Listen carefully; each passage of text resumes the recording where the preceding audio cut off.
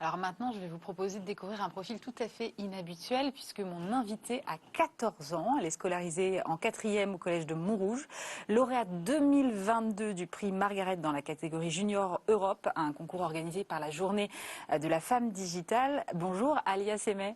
Bonjour. Alors Alia, tu es fondatrice d'une appli qui s'appelle KidShare, qui est consacrée au harcèlement scolaire. Moi, je voulais savoir comment, quand on a ton âge, on en vient à penser qu'il faut développer une application contre le harcèlement scolaire.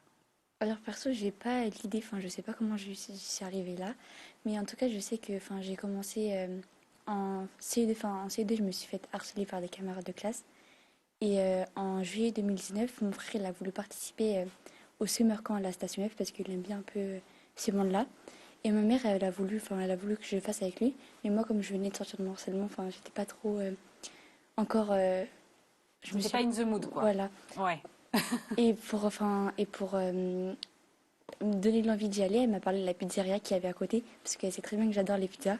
Et au début, j'ai été juste pour les pizzas, et après j'ai adoré l'expérience et aussi la pizzeria. Qu'est-ce qui t'a plu alors à Station F?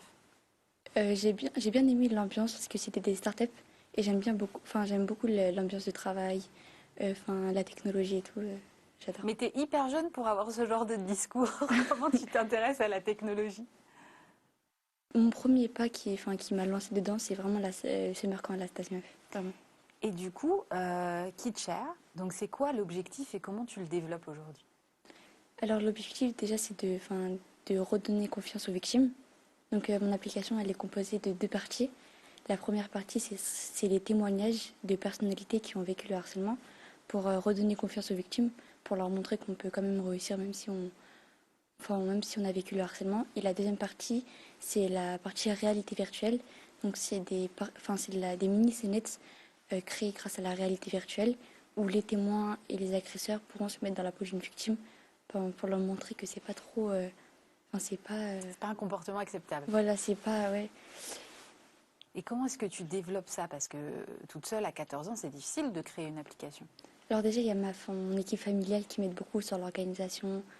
Et aussi, il y a beaucoup d'associations qui m'aident. Par exemple, il y a la Relève du futur qui m'aide beaucoup. Chaque mardi, on travaille sur le code de l'application. Et aussi, il y a l'école Tumo, Stemet. Il y a plein d'autres associations. Et donc, du coup, tu apprends le code?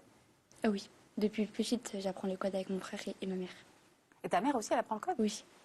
Elle va se relancer, elle va se lancer dans le domaine de l'informatique. Donc, en fait, c'est vraiment une aventure familiale pour Oui, toi. voilà, vraiment. Et comment est-ce que te voient tes petits camarades à l'école quand tu leur en parles? Quand tu leur dis, je suis en train de développer une application? Alors, j'en parle pas du tout à mes camarades. J'ai pas envie qu'ils pensent que je me la raconte, mais vraiment, j'en parle pas du tout. Quelques professeurs, mais sinon, j'en parle pas beaucoup avec mes camarades de classe. Alors, aujourd'hui, où est-ce qu'elle en est, ton application?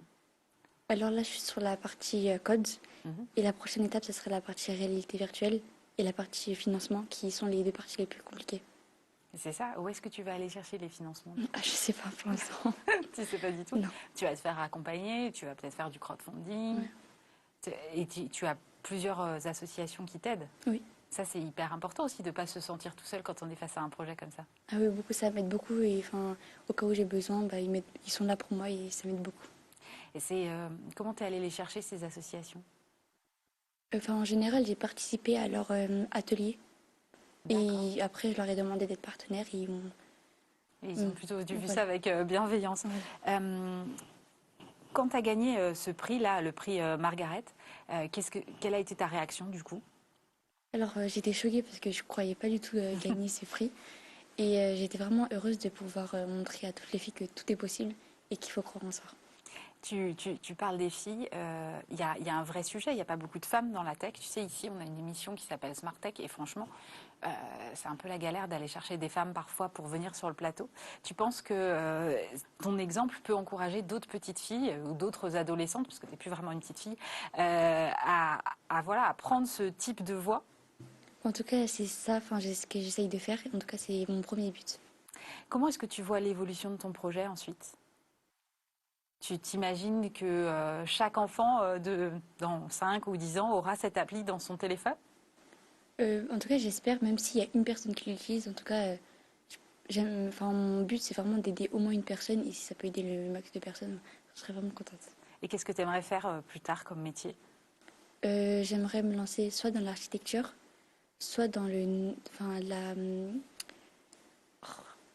soit dans l'architecture ou soit dans l'informatique. Ah oui, c'est deux mondes qui ne sont pas tout à fait pareils, Oui. quoi qu'on peut utiliser l'informatique dans l'architecture. Voilà. Tu te vois comme entrepreneur aujourd'hui? Ou Euh, tu te vois davantage comme une adolescente qui fait une appli? Je me vois pas entrepreneur. Je pense que je le suis déjà. Enfin, je vous ai pas raconté l'histoire de l'entreprise qu'on a créée avec mes frères et sœurs C'est et ma quoi mère. cette histoire d'entreprise que tu as créée avec tes frères et sœurs? En CE1, j'avais un problème avec la notion de la monnaie et ma mère, pour m'aider, elle a créé une entreprise dans mon quartier pour vendre des glaces, des pop-corn, des pommes d'amour et elle m'a mis trésorière. Et depuis ce jour-là, j'ai adoré l'expérience d'avoir une entreprise.